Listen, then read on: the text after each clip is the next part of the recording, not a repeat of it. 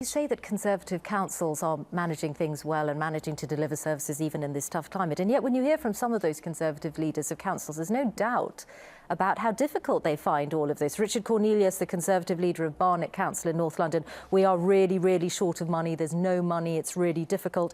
Barry Lewis, the Conservative leader of Derbyshire County Council, saying that some councils are at a cliff edge. These are your people. This is what they're saying.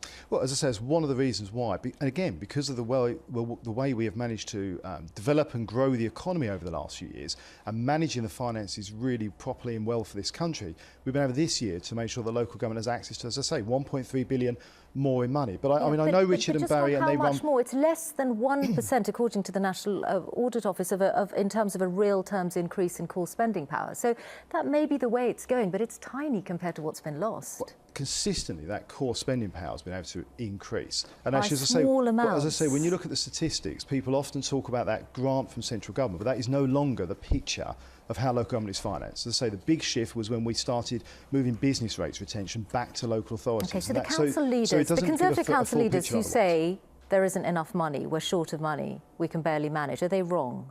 Well, I think it differs around the country. As I say, there are some local authorities who are doing some fabulous work, making sure they're delivering more for less. There are other local authorities... So Barnet and Derbyshire are wrong? Well, Barnet is actually a very good example. Richard runs a very, very efficient council there.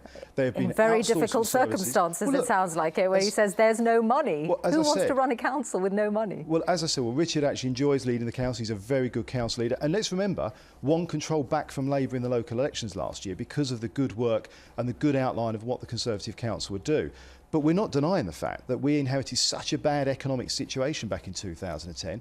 We had to make some very, very tough decisions. Local government has had to take a good part of that because it does account for a quarter of all public spend. Okay. Meanwhile, the